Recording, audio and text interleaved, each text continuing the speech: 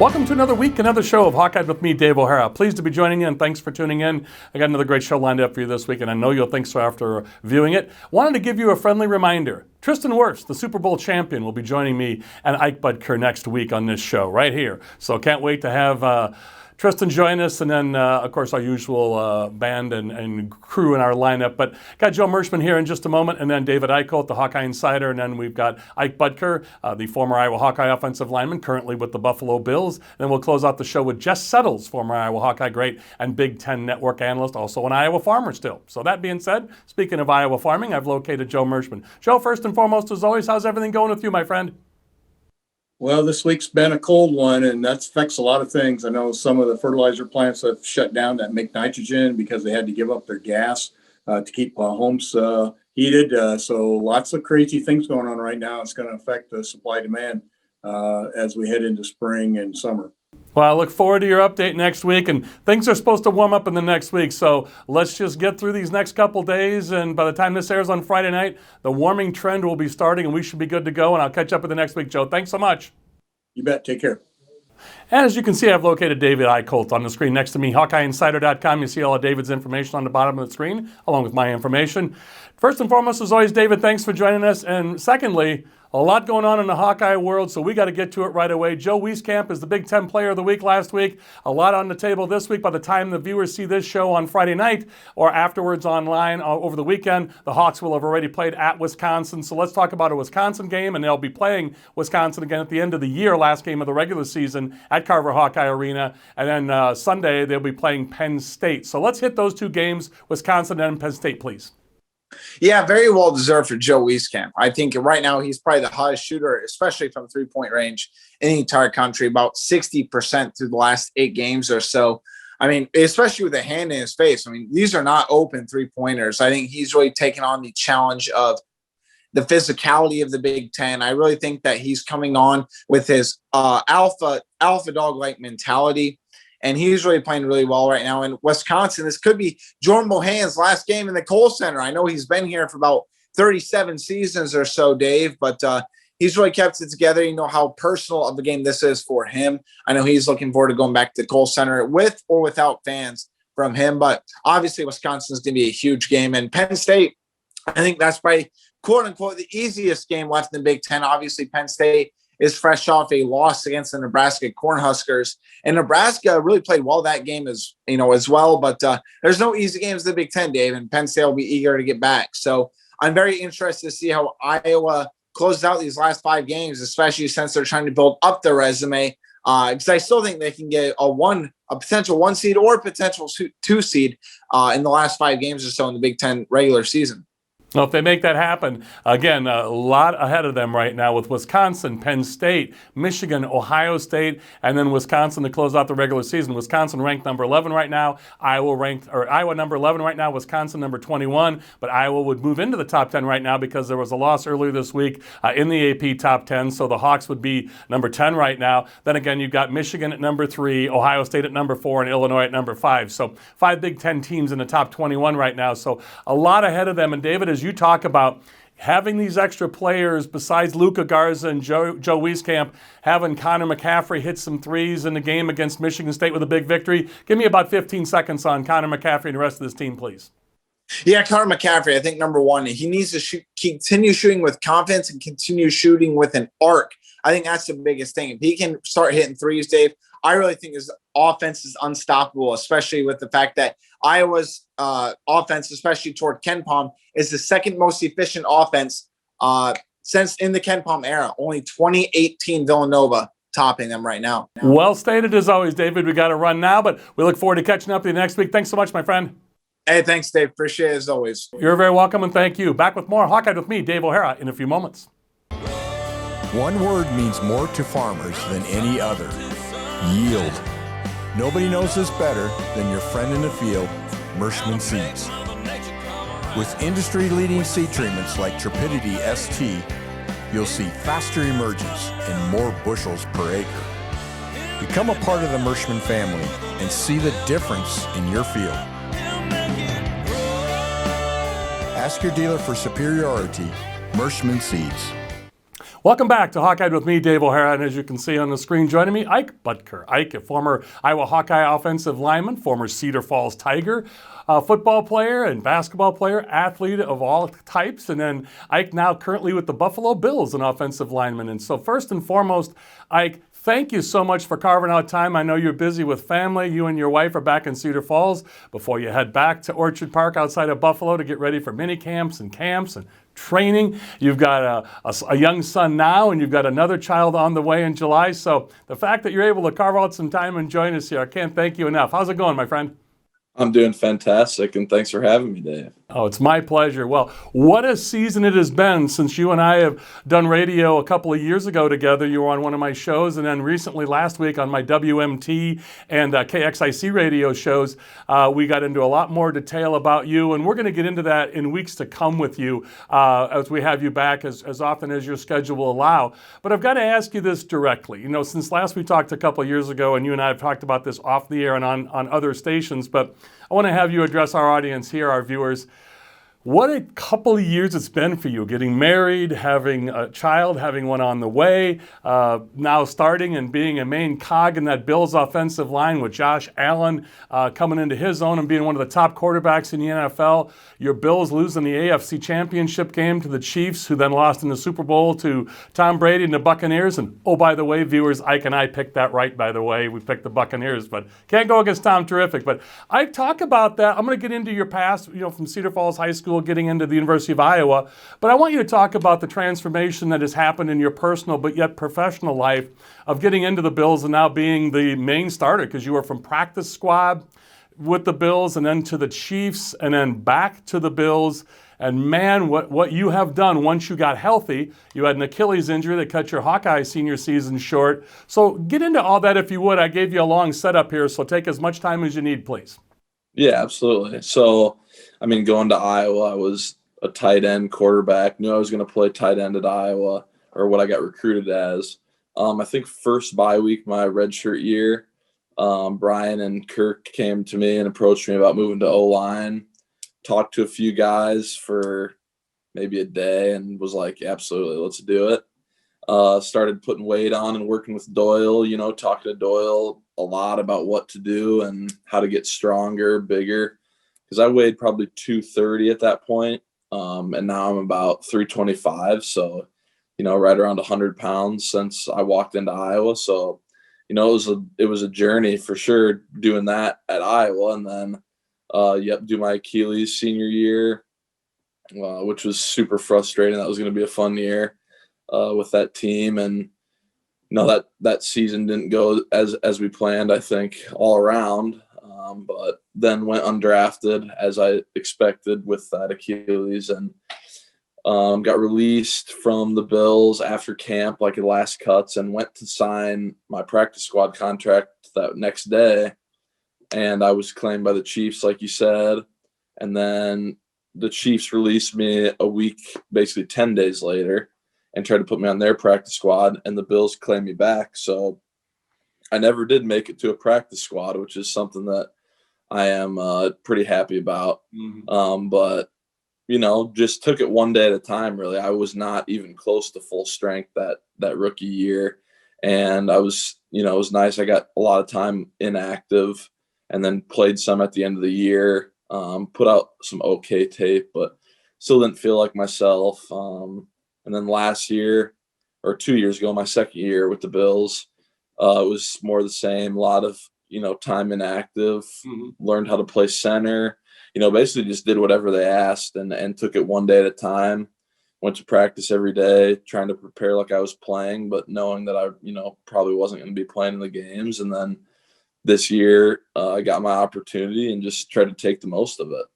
And boy, howdy did you. And I got to jump in there real quick, Ike, with you, because you glossed over the fact that some of the guys that you had counsel you about making the transformation from tight end to offensive lineman at Iowa were a couple of guys that worked out pretty well for Marcel Yanda, who's going to be an NFL Hall of Famer, who's now retired from the Baltimore Ravens and in Anamosa, Iowa, a local Iowa guy. And then you also had Brandon Sheriff, who's doing it worked out pretty well for him when he came from Denison High School into Iowa as a quarterback and a tight end as well, and he became an offensive lineman and doing big things with the Washington football team. So you had a couple of pretty good guys that could speak at pretty great length to help you make that transformation besides your family, I'm sure, right? Oh, absolutely. I mean, if Sheriff is telling me something, I'm going to listen to him, especially as a freshman. And when he told me and the other guys that I, trusted and looked up to in that locker room, it was a very easy decision. Yeah, and a great decision for you. It's worked out well for you and the Bills. It worked out well for the Iowa Hawkeyes when you were there. And I want to touch on something you mentioned, Doyle. And as we record this last week, Chris Doyle, late last week, was obviously we all know about the controversy and him being let go from the University of Iowa as a strength and conditioning coach. And we talked about that on my radio show at pretty great length. I've addressed it a little bit on this TV show with James Vandenberg and a few others, but I wanted to mention to you, now that he's going to be in the NFL with the Jacksonville Jaguars with Urban Meyer, formerly of Ohio State and University of Florida. We all know that Doyle's son went to as a starting linebacker now at Baylor when he transferred. But I want to ask you directly, with your experience with Chris Doyle, what a transformation. As you said, you basically became another person or gained another person. You gained 100 plus pounds. And a lot of you guys went through that when you made the transformation, leaving Iowa high schools, or when I mentioned Sheriff and Yanda and guys like yourself. He really, I don't think it can be overlooked. What he did between him and Iowa and the other players, that's for another place, another time. But your experience in the way that you were built up through Chris Doyle's strength and conditioning program, that can't be unnoticed. And you're one of many that had that experience, right? Absolutely. And I think that's very well known. Like you said, the other circumstances are things that I didn't experience personally. So I had a great experience. And I know a lot of guys had a great experience. That's not taking away from anything, those other guys experienced, obviously. But, looking back, I just learned a lot about my body, strength-wise, eating-wise, the Hawkeye championship program that we would always do in the off season. There's a lot of different things that, I know he implemented that were super helpful to me and help me, every day in how I do things. Yeah, and the transformation is unbelievable. Again, with guys, many more guys like yourself, Brandon Sheriff, as we mentioned, and we could go on, the list goes on and on. But I will ask you this as well. You and I talked off the air and on the air. And again, if you missed last week's broadcast on WMT and KXIC, my radio show, Hawkeyed, the radio version, it's on 5:30 a.m. every Saturday morning on 600 WMT, and then it's replayed Sunday mornings, 800 a.m. KXIC in the Iowa City area. Of course, WMT is a statewide radio coverage. But if you miss it any place on radio, go to DaveO'HaraSports.com and you can hear Brandon and me talk about this, or excuse me, Ike and me talk about this. And one of the stories, besides mentioning Brandon Sheriff and Marshall Yanda, you told the story, and we got a couple minutes here, and I want you to share just a snippet of what happened with C.J. Beathard, your quarterback, obviously, and going to the season you went to the Big Ten championship game and then consequently losing the Rose Bowl. But parking wars that Jordan Bohannon, or the parking battle he's going through as you're smiling with the University of Iowa parking police. That's no joke, is it? That's no joke at all. Yeah, at all. So what happened that day? You and CJ came out of class and his truck is gone. Yeah, so I think it was class or something that he was doing downtown. Right. And his truck was gone. And I mean, I don't think CJ, to start with, and he'd probably punch me for saying this, I don't think he always paid his downtown, or it would run out during class. And we didn't have the app back then where you could re-up on the meter on your phone. So if you're in class or you were at treatment or something, it's kind of hard to do that. Mm-hmm. But yeah, he came out and he calls me. He's like, I need you to go take me to my truck. So I'm like, I was laughing first. So I'm like, what are you doing? So then I take him out to where his truck was impounded, and he paid the $300 or whatever and got his truck back. But yeah, that was not a pleasant experience for him, but I still get a laugh out of it. Yeah, well, and I'm smiling going, you have all that going on in that season. And again, not asking for preferential treatment for you guys or the athletes, but in talking to basketball players, former basketball players with Jeff Horner and Adam Haluska and Greg Bruner, it's like, man, you got enough to worry about with classes, your life, and your sport. It's still mind-numbing to me that this is going on. Like you said, it's a little easier now with the parking app, but still the same. Ike, unfortunately, I got to cut it short this week with you. We've gone our full, went a little extra time with you, and thank you for that. Went over 10 minutes here, and I wanted to be sure to let the viewers know we're going to have Ike back as soon as it works into his schedule again. And again, I'm going to have Ike on the radio. So be sure to tune in tomorrow and Sunday as you're watching this on Friday night. Ike's going to join me on my radio show, Hawkeyed with Dave O'Hara. And again, online, DaveO'HaraSports.com if you missed it on the radio. Ike, great stuff out of you. I look forward to catching up with it because we got so many other Hawkeye memories and names to go over. And there's a Rick Stanzi sighting with you that I've got to follow up with you as you're smiling. Can't wait to get into all that with you down the road here very soon. And again on radio, he's Ike Boettger, former Iowa Hawkeye offensive lineman and currently with the Buffalo Bills, Cedar Falls, Iowa native. And Ike, I can't say thank you enough, and I look forward to our next conversation. Absolutely. Thanks for having me, Dave. My pleasure, Ike. Thank you so much. Back with more Hawkeye with Dave O'Hara in just a few moments. Farming makes a positive difference in my life. I love to take care of the yards and the flowers in the garden, but I also like the opportunity that I have now that I can get in the combine and help when they need that. During the fall, one of the main things that I take care of is hauling grain to the elevator or hauling it here onto the farm and getting it in the bins. Women in general just have more opportunities that they can show their strengths today on the farm. Welcome back to Hawkeye with me, Dave O'Hara. As you can see on the screen, I got a big smile on my face because the guy right next to me, Jess Settles, one of the all-time greats in Iowa basketball history, former Mr. Iowa basketball in high school, committed to play at the University of Iowa, but made his rounds around the country on-campus visits. And you see Jess smiling there. He and I talked off air a little bit. Go online. We don't have time today, but you got to go for the legendary story of Jess Settles on his visit to Notre Dame when the legendary John McLeod was coaching there. Fran McCaffrey was an assistant there, and Jess walked up on Julia Roberts and introduced himself. Yes, that Julia Roberts, the famous actress, with her then boyfriend, Jason Patrick. So, Jess, as you said off the air, your street cred went off through the roof back then, right? Hey, look, I had to represent Iowa, right? I had to bring the Iowa flavor to that. And the worst thing that could happen is she could say no, but she had me sit down and I talked with her. So you can go find the interview. It was great. That is awesome. And I'll tell you, the bravado of an 18-year-old, that is awesome. And you said too, Fran retold that story on the Big Ten Network with Mike Hall, one of your buddies there at the Big Ten Network. And I love that story. I heard it years ago, and the retelling of that gets better over time, Jess, as always. But again, you're a broadcaster on the Big Ten Network, also an Iowa farmer from Southeast Iowa, Winfield, Mount Union to be exact. So it's always great to talk to an Iowan, but also a former Iowa Hawkeye great, now broadcaster. So Jess, let's get into it right away. Again, as always, thanks for joining me. And I know everything's going well and busy for you as you're pulled over talking to us before you get into the hotel, and you're going to be calling some games and doing studio work at the Big Ten Network. You're in Chicago now as we record this on Tuesday afternoon. So, and you see all of Jess's information at the bottom of the screen there. And again, I want to ask you, Jess, directly last time since we talked a little over a month ago, Iowa Hawkeyes, what a 5 or 6 closing games. You're telling me that they're going to try to get that Nebraska game, and I hope they do. We may be running out of daylight to get these games made up.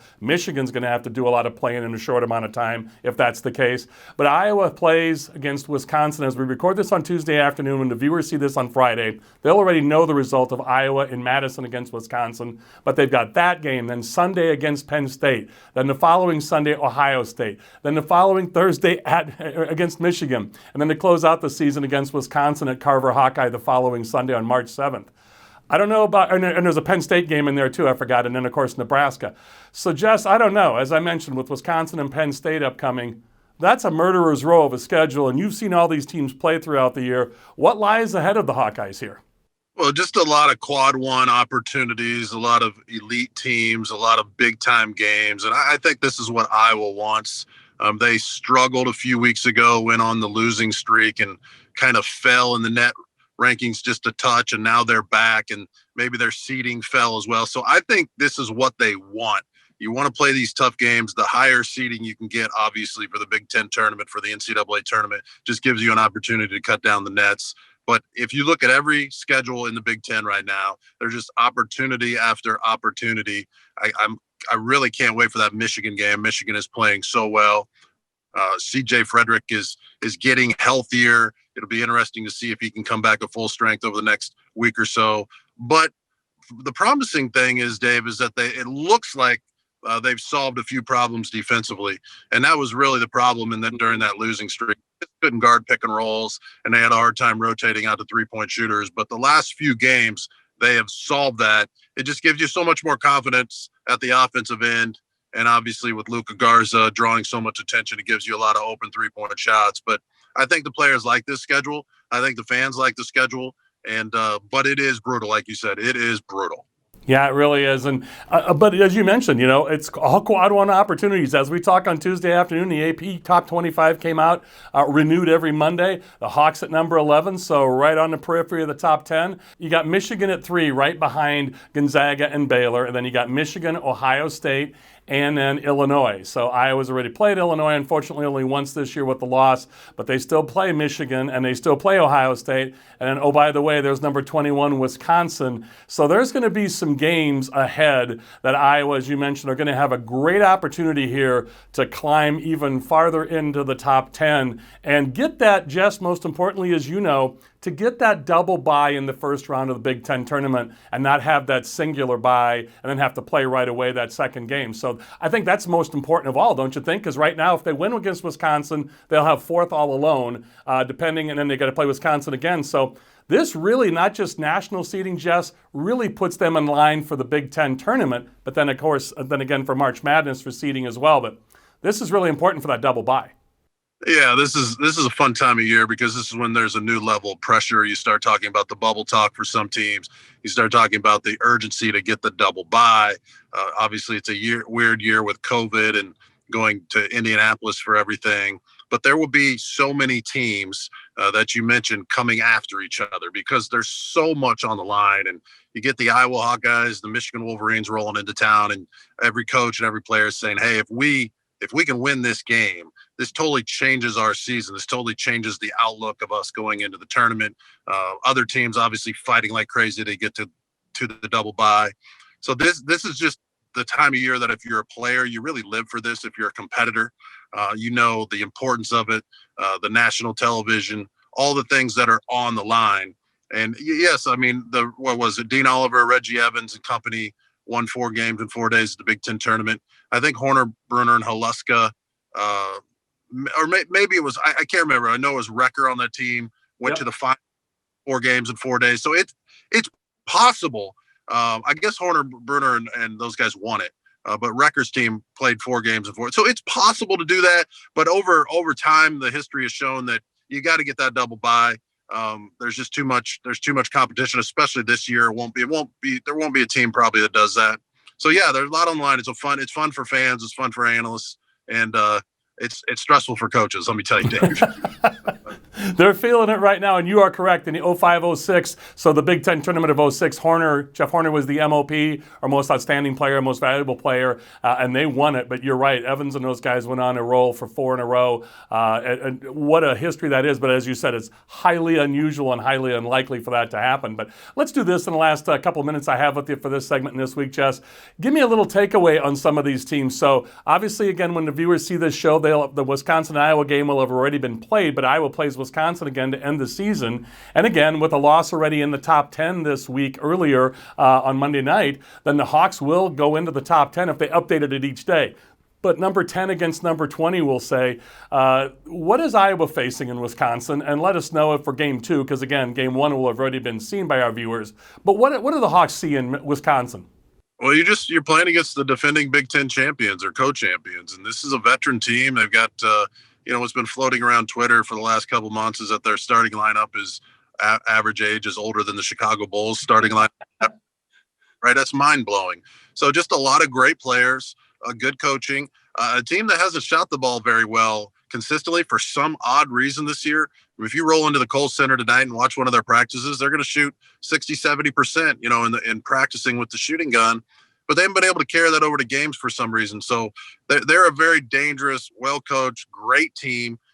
When Iowa plays them, it's usually a toss-up.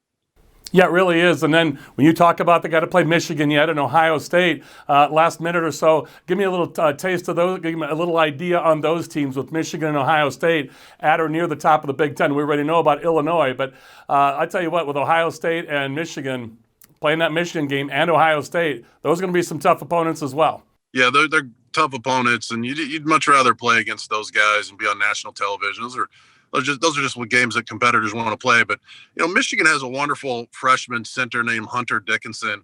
And he's just, to me, he's a 5-star recruit, but he seems to me like he's way ahead of schedule as far as what it takes to compete at the Big Ten level. And he's just a rebounding force, a great defensive player. So that matchup with Luka will just be fascinating to watch. And typically Juwan Howard has just decided to single coverage Luka and fan out so the 3-point shooters can't beat him.